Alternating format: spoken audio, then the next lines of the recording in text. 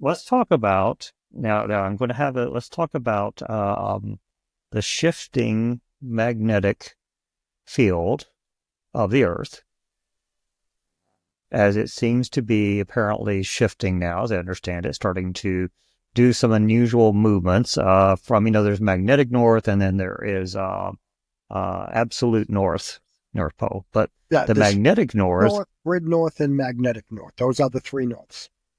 Say that one more time. True north, grid north, and magnetic north. Absolutely, absolutely. Yeah, yeah. When I was in Boy Scouts and stuff, we would teach the kids about how to orient the compass and the angle of declination and stuff. But anyway, point being that the magnetic north now is shifting, and there are people who are debating about what that means, and there's more something significant. And it was interesting that I was reading about this some, and there was a record, or there were suggestions in the scientific articles that the poles have actually reversed in over time at history in the past. Yes, I That have read things these have notes. actually. You read them too? Yes, I have, and I am aware of this. And fortunately for us, that we have GPS systems to navigate with, so that that is the primary means of navigation for most first and second world countries these days. So that helps with that. And so when you start looking at, well, what is the impact of this? Well, it hasn't happened in the lifetime of humanity, at least modern humanity, to where they would have understood it. So we don't really know. One of the Right. things that will be interesting as this process undergoes is the effect of the aurora borealis. Do tell. Well, so it is when a solar flare sends out tons of electrons, right? They come and hit the Earth, and they are deflected in major part by the magnetic fields protecting the Earth. Right. However, Right. the north and south magnetic poles, which is where the area that these fields come from, um, those in turn will allow more through, and that's when you get this aurora borealis. And so the Right. question, as these Right. poles shift, is that center going to shift along with them? Well, let's take it down to another level here, which is, hey, you'll appreciate this. We've had discussions about this before. We both own dogs, and Mhm. there is a scientific theory out there, or maybe it's proven. I think I've seen in evidence that dogs, when they are doing their business, tend to orient themselves towards north and south. So if the magnetic pole is shifting, the magnetic field, well, they've changed orientation. Minor thing, but animals, there are a number of animals, I think birds and stuff as well, which orient themselves to that as well. So you wonder if that's going to have an effect on migrations and other stuff. Of course, I'm laughing at the dog stuff, but it is interesting too that animals are very sensitive to it. So would that actually have an effect on them? Uh, Could you you know, imagine if humans had to orient themselves north and south? you mean for doing their business? Yeah. I did bring us to this point, didn't I? Okay. Uh, all bathrooms would be oriented that way. Well, it actually made me wonder, not the whole bathroom thing, but okay, here's a hypothetical, weird hypothetical for you. If you were lost in the woods and you had your dog with you and you needed to know which way was north, could you wait till your dog had to do his business and then orient according to that? Of course, that's magnetic north. That's not necessarily true north. No, if I was lost But in the woods and I wanted to know which way north was, oh, I know there's other ways to do it I based off would of look at the sighting and base of everything, the trees stars. and see where the Right. moss is The growing angle. because moss grows on the north side. All right, you just totally destroyed that joke. There we go. Oh, that was a joke. I'm sorry. No, it was an attempt at something. Sorry, but it is interesting. No, well, okay, let's take it. Let's do something more, perhaps differently interesting, and that is to your point about the GPS satellites in there.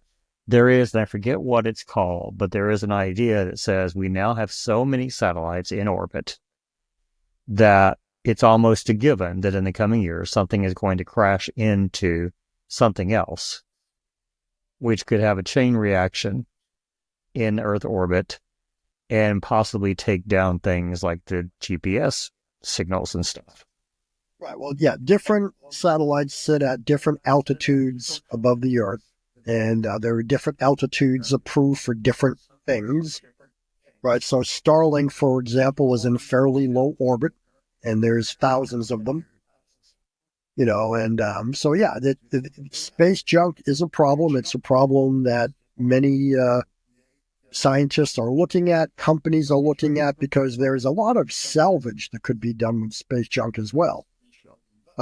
You'll find that a lot of these satellites have rare metals in them because they conduct electricity efficiently and so forth. And so, going out and salvaging this stuff. But I also think when you take a look at one of the primary roles of the Space Force, which was brought about by number 45, one of the primary roles of Space Force is to protect U.S. interests in space, and that part of those interests are satellites. And it is a matter of time until countries start knocking out each other's satellites on purpose. Just like we shot down in a weather balloon over Michigan or wherever it was. But it was off the coast of North Carolina, wasn't it? I Where think they there were shot down two. one of it. Yeah, too. Well, but that brings up an interesting question, because if you start to shoot down satellites, or however they could into, how many does it take to actually disrupt the network? Are there, you and I have both been involved in tech stuff where, one of the main things is the fallback and being able to have something take over for something else. Redundancy. I don't know that that's built into anything that we have to do with like GPS and satellites and such. Perhaps it is. I don't know. So GPS technology was emerging as in a handheld form in the military towards the end of my career. And I had the unique privilege of being chosen to attend training with a company that had made these handheld GPS devices for the U.S. military. I had a background in the military as being a trainer, and they sent me to this location for a train the trainer session where I learned how to use this technology so I could train others. Nice. And without getting Nice. into too many details, you need a minimum of 2 GPS satellites to determine a location on the ground, and that location on the ground with 2 satellites is good for about 100 meters, depending upon the kind of signal you get. You need 3 satellites if you want to get elevation. The more Sure. satellites you have, the better the pinpointed location you have. I can tell you that using that device, I was able to find a needle in a haystack. Okay. That's figuratively, not literally. Well, I kind of figured, yes. And to put that into perspective, I mean, you go onto your Apple phone or your whatever phone, and you go on to Google Maps, and you're going to see the little blue dot of where you are, and yeah, it's right on, right? And so when you look at using GPS for things like targeting, right? The blast radius of a 4-deuce mortar, that they didn't have 120s when I was in, and the 4-deuce aren't around anymore, but the blast radius of a 4-deuce mortar was 50 meters. And I can assure you that my iPhone's location is more accurate than 50 meters. Well, I mean, iPhones, of course, these days have more power than even the computers that they use in the space program and stuff too. So, it's not surprising that we have a lot more technology in the palm of our hand than we ever did, in many decades past. Oh, By the way, trivia point. Have you ever heard of a TV show called Salvage One? I have not. You need to look it up. It is actually from 1970s, late 1970s. It is a science fiction series starring Andy Griffith, of all things. And it's about a salvage yard owner who decides to build a rocket to go to the moon. Oh, I did see that. Yeah. Yes, Yeah, I remember it's that. it's an actual thing. Yeah. Salvage One with the numeric one in there, and it's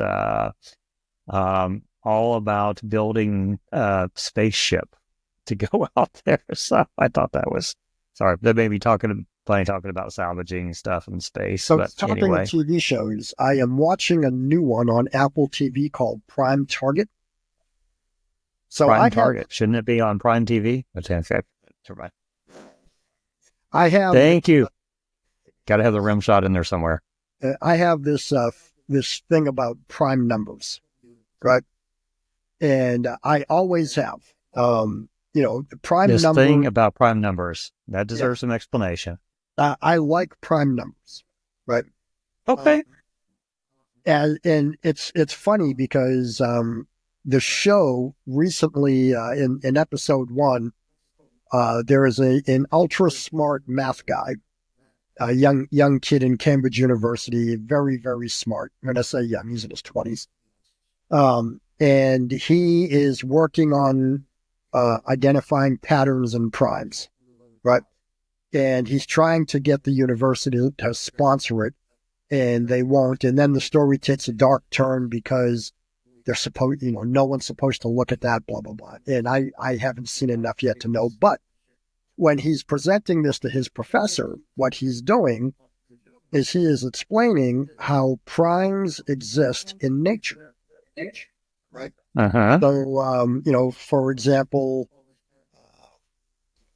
flower petals are, a 5, it's a prime. And he goes on with all of these different examples. But we, as humankind, we tend to do things off of base 2, 24 hours in a day, and, so forth and so on.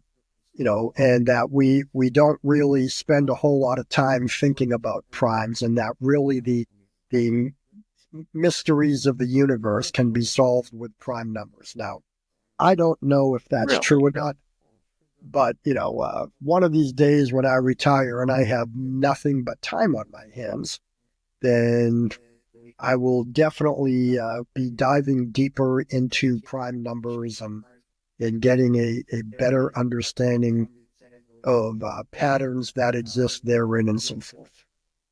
Dude, just do the DeepSeek. See what DeepSeek says about it.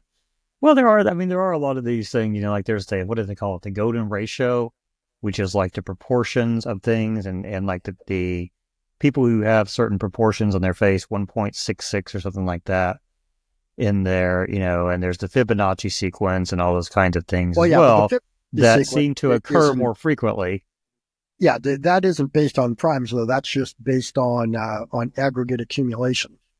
Right, but it's still, I think these occur more often than we might expect them to, which then leads into people saying, okay, are we living in some kind of a matrix here, or some kind of a simulation? Then it goes down that rabbit hole, which is a big rabbit hole in there too, the glitch in the matrix and all that. But